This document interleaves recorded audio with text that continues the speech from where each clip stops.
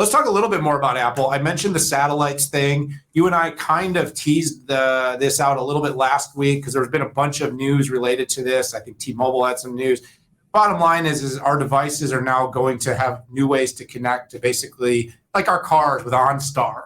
But now it's going to be on our phone, Pat. And so Apple's leveraging Qualcomm. Yeah, so the day before the announcement, I did a tweet storm showing, showing the correlation. Well, I said two things. I said, first off, I think this is going to be Global Star is going to be the satellite provider, and also that it's going to be the X65 modem that's going to be the key driver of this satellite capability. And essentially, it ended up being true. Apple talked about some proprietary type of chips that they're using.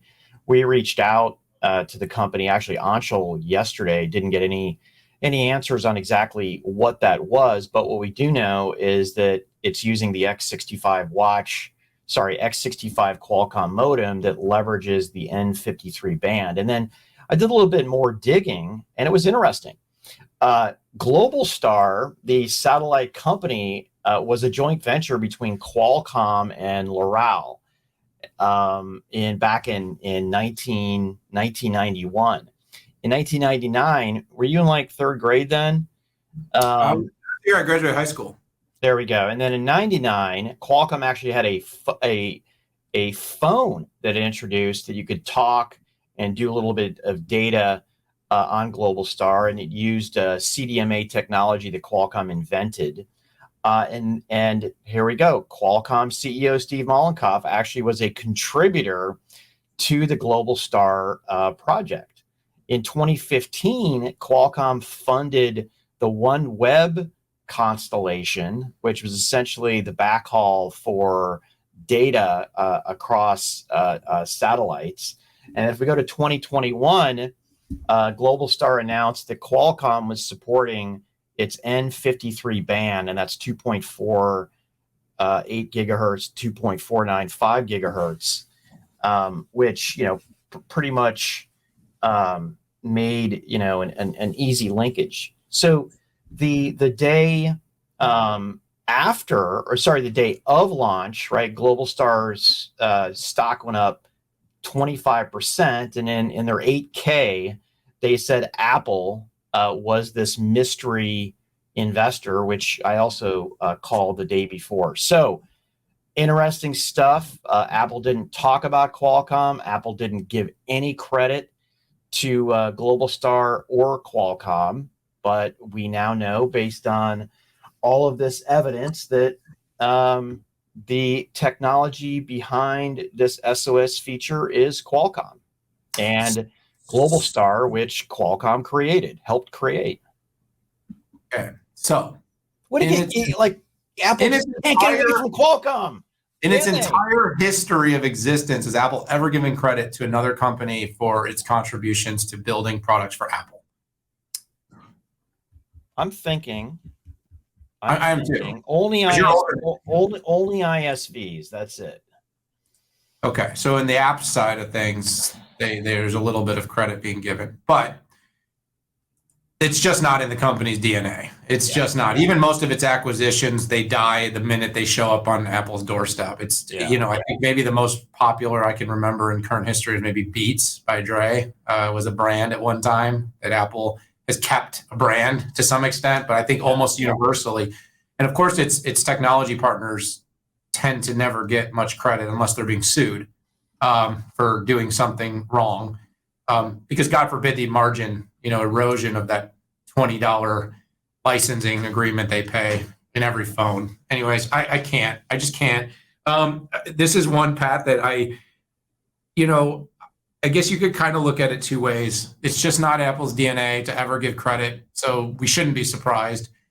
But it's important, I think, that the world knows that there's innovative companies and innovative developers and innovative technology that is behind the implementer. And this goes back to the cases of innovators and implementers, and it has a lot to do with patents and licensing and protections and intellectual property law.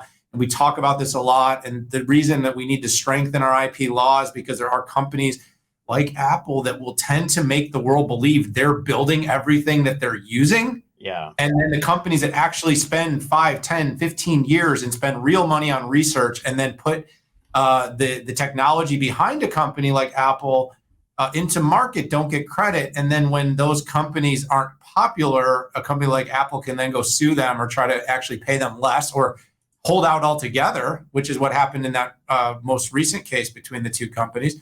But we also know in the end, when there's a symbiotic relationship and the technology helps the innovators and implementers both, they find ways to work together. So you hit that on the head. You told them the story. I'm just talking a little bit about antitrust because and intellectual property protection laws, because in the era of the CHIPS Act and everything else, it's not just about the innovators. It's also about the not just about the implementers. It's also about the innovators. So I'm kind of surprised. I got to tell you, I'm a little disappointed that the press didn't. Do they ever?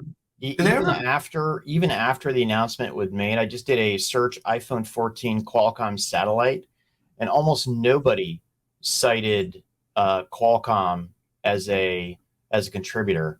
I know why. You know why? They all want to go on campus to watch a video.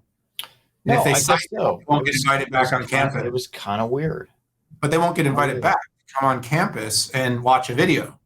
I know. I used to be invited to those announcements, and they were on stage, and then I got off script, apparently, Daniel, and started to provide some constructive criticism about Apple and what it was doing and leveraging its monopoly power. And can you believe that I didn't get invited back? Divergence. You've diverted from the pack. I am, man. Around and you are running against the grain. Not okay. I'm not even sure I can hang out with you anymore. I know. I think our bestie story has to end here. Bestie testing is done. We're testing the besting over Apple. But in all seriousness, I think we agree more than we don't.